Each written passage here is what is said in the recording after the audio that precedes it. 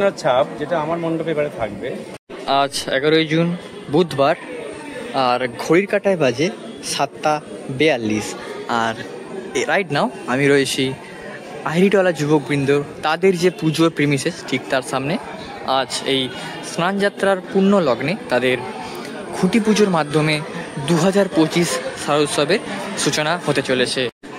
দুপাশে এরকম তাদের বিগত বছরের যে প্রতিমা সেইগুলোর ছবি রয়েছে। আহিরিটলা যুবকবৃন্দ উত্তরের আনন্দ। 55 বছরের দুর্গা পুজো শুভারম্ভ আহিরিটলা যুবকবৃন্দ।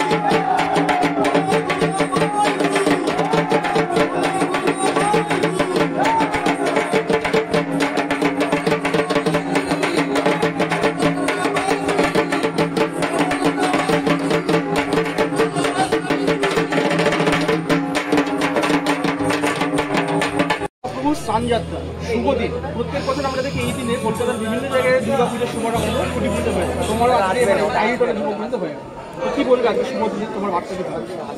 নর্থ ক্যালকাটায় তো সবাই জানো তোমরা যে এর আগে আমি চোটবাগানে একমাত্র কাজ করেছি 20, 21 এবং 22, 3 বছর। তারপর মাঝখানে 2 বছর গ্যাপ গেছে। তো এই বছর আবার নর্থে আসা। এখন নর্থে না আসার কারণটাও তোমরা জানো, এখন তো আস্তে আস্তে বয়স হচ্ছে, 61 বছর বয়স হয়ে গেল। স্কুটারে করেই আমি যাতায়াত করি মেনলি, তো সেই জন্য ছিল। কিন্তু এবছরে কেন জানি না মনে হলো যে না, নর্থের লোকেরা বোধহয় কোথাও না কোথাও একটুখানি হলেও একটু মানে চাইছে আর কি। তো এবারে আহিরিটলা থেকে এরা যখন অফার করলো, অনেকেই করেছিলেন নর্থে, প্রায় মানে বলতে নেই সব কটা ক্লাবই প্রায় বলতে ডেকেছিলেন।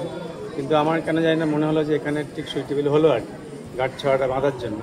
তো হয়ে গেল আর কি শুরু, আর তারই আজকে সূত্রপাতে। বিমলদা, আহিরিটলা মানেই একটা পুরনো কলকাতার গন্ধ থাকে, সেই পুরনো কলকাতার গন্ধের সাথে দক্ষিণের বিমল তো আপনার উত্তর কি থাকবে? হ্যাঁ, একটা বনেদিয়ানা, আমি এটা বলতে চেয়েছি, যেটা যে উত্তর কলকাতার যে কালচার আর কি, সংস্কৃতি যেটা, সেই একটা বনেদিয়ানার ছাপ, যেটা আমার মণ্ডপে এবারে থাকবে, একটু অন্যভাবে থাকবে।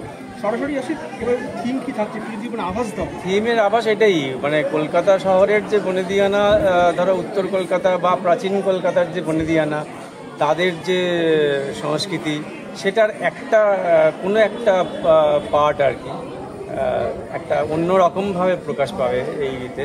আমি এবছর ইচ্ছে করেই থিমটাকে রিভিল করলাম না, কারণ হলো যে আমাদের যে কাজকর্মগুলো হয় সাধারণত এখন না 90 দিন বাকি আছে, মানুষ তো ভুলে যায়।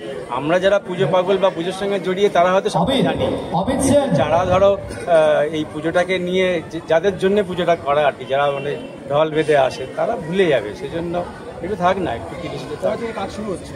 কাজ তো কালকে থেকেই শুরু হবে। এই এদের এই গায়ে ব্যথাটা একটু কমে গেলেই হয়ে যাবে শুরু। আচ্ছা, আমরা দর্শনার্থীরা কবে নাগাদ থিমের নামটা জানতে পারবো? আমার ধারণা জুলাই মাসের ফার্স্ট উইকে। জুলাই মাসের ফার্স্ট উইকে।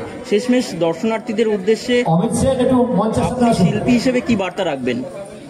বার্তা তো একটাই, যে আপনারা পুজো দেখতে আসুন, এবং এখন পুজো 10-15 দিন ধরে হয়, একটু আগে আগে আসুন, যাতে ভিড় ভাট্টাতে না, ঠিকঠাক মতো যাতে দেখতে মানে অসুবিধে না হয়।